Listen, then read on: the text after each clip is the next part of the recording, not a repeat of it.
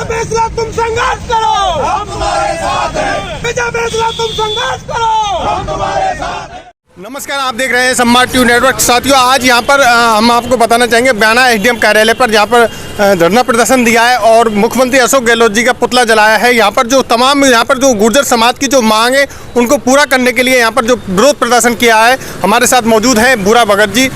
आइए हम उनसे सीधे ही चर्चा करते हैं। कर रहे हैं आपकी जो पिछले कौन कौन सी मांग थी, बताइए। मैं पहले तो आपको धन्यवाद देता हूँ कि आप संवाद यूट्यूब कम से कम हमारी बात सुनने के लिए आए। आपको, आपकी टीम को बहुत बहुत धन्यवाद। राजकुमार जी, 2019 और 20 में जो आंदोलन हुआ उसका समझौता सरकार के साथ हुआ और उसका समझौता सरकार के 4 कैबिनेट मिनिस्टर जो उसे कहते हैं सब कमेटी, वो बैठी थी, सारे अधिकारी बैठे थे और उस समय कर्नल साहब के नेतृत्व में आंदोलन हुआ था और कर्नल साहब के ही जो कि नेतृत्व में समझौता हुआ। सरकार ने 5% दिया, उसके लिए हम धन्यवाद देते हैं। हमारे 3 शहीदों को नौकरी दी और उनके लिए मुआवजा दिया, उसके लिए धन्यवाद देते हैं।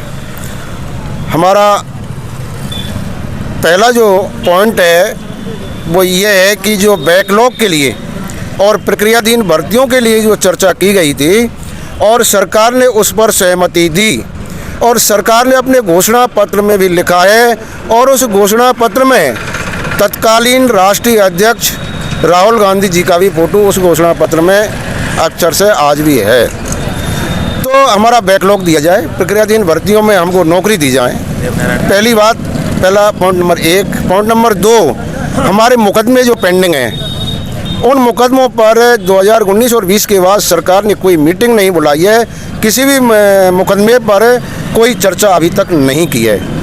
पॉइंट नंबर 2, देवनारायण योजना में जो विसंगतियां हैं, और मैं आपसे भी ये कहूँगा कि आप भी अपना विजिट करें और किसी स्कूल में या हॉस्टल में या कॉलेज में जा कर के देखें क्या देवनारायण योजना से संचालित कॉलेज और विद्यालयों की क्या दुर्दशा हो रही है।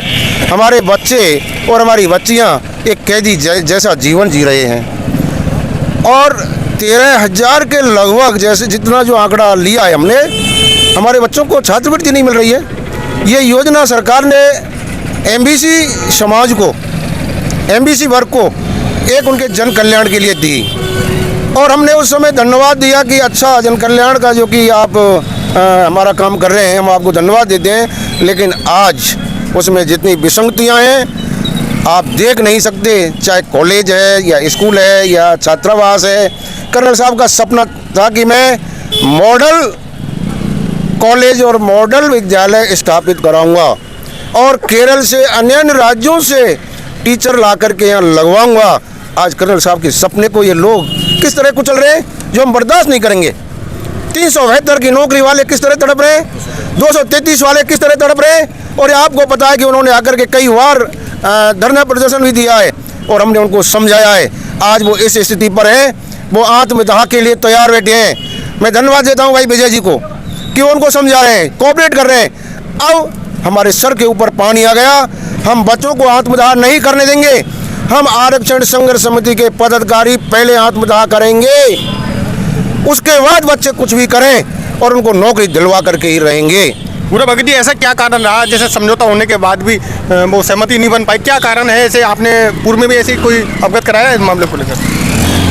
मैं राजकुमार जी आपके माध्यम से बता देना चाहता हूं और आपको भी बता देना चाहता हूं कि विजय फैसला जी कई जगह और मैं स्वयं अधिकारियों से और जनप्रतिनिधियों से संपर्क कर चुके हैं। सीएमओ में भी ये कई बार हम अपनी बात रख चुके हैं और अभी लेटेस्ट सोमेश शर्मा जी जो हैं समाज कल्याण विभाग के जो प्रिंसिपल सेक्रेटरी, उनसे भी अभी मिले हैं और राका साहब से भी मिले हैं, सब जगह मिले हैं। और मिलने के पीछे एक और विडंबना है इस कौम की, विजय फैसला जी धर्मेंद्र राठौर से इस मामले में जाकर के मिले हैं जी। और उसका उल्टा निकाला जा रहा है।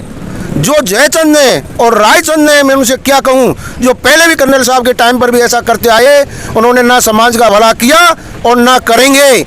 यदि कोई समाज के लिए बात करता है तो समाज के उस लीडर की, समाज के उस नेता की टांग पकड़ के खींचने का काम करते हैं और उस पर आरोप और प्रत्यारोप लगाने का काम करते हैं। तो मैं उनसे भी ये कह देना चाहता हूँ कि राय ली जाएगी, जो लीगल आदमियों को उससे बात की जाएगी, आप उसका उल्टा अर्थ क्यों निकाल रहे हो। मैं ये भी कह देना चाहता हूँ कि आप ये कह रहे हैं कि विजय वैसला उनके खिलाफ है, उनके खिलाफ है। यदि समाज की बात विजय वैसला जी कर रहे हैं, उनको क्या ऐतराज है? या ये राजनेता ये चाहते हैं कि सिर्फ ये समाज हमारे लिए वोट देने तक रहे, ये कहीं पढ़ लिख करके अच्छी जगह पर नहीं बैठे? वैसला परिवार की ये सोच है कि ये परिवार, ये समाज पढ़े लिखे, आगे करे, तरक्की करे, अच्छी कुर्सियों पर बैठे और जहां नीति और रीति बनती हैं उस पर ये काम करने का काम ये कौम करे। कर्नल वैसला इस विचार को लेकर के काम किया है और आज उनका परिवार भी उसी विचार को लेकर के आगे बढ़ रहा है। और मैं पुनः ये कह देना चाहता हूँ कि यदि एक भी बच्चे का, हमारे का कोई आंत बजा गया, ऐसी बात हो गई, तो पहले तो मैं आपके माध्यम से बच्चों से कह देना चाहता हूँ कि हम जिंदा है, कर्नल वैसला टीम जिंदा है, कर्नल वैसला का परिवार जिंदा है, आपको नहीं मरने देंगे, उससे पहले हम स्वयं मरेंगे। और ये समझ जिम्मेदारी राज्य सरकार की होंगी। हाल ही में बुराबाई जी एक चेतावनी दी थी जो विजय वैसला जी ने कि जो राहुल गांधी की जो यात्रा है उसको रोका जाएगा, क्या कारण है सर? मैंने पूर्व में भी आपसे ये कहा है कि जो घोषणा पत्र बना है उस पर राहुल जी की फोटो है कि हम बैकलॉग देंगे।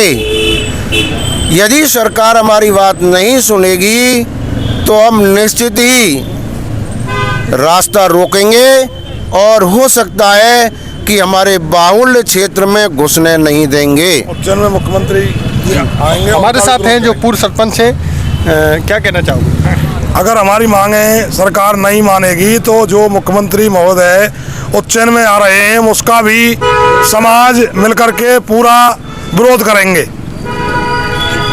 ये आप देख रहे हैं लोगों में एक आक्रोश दिख रहा है और हमारे साथ मौजूद हैं छाबड़ी साहब, इनसे भी बात करना चाहेंगे, क्या कहना चाहेंगे इस मौके? देखिए, आज हमने ज्ञापन दिया है सरकार को।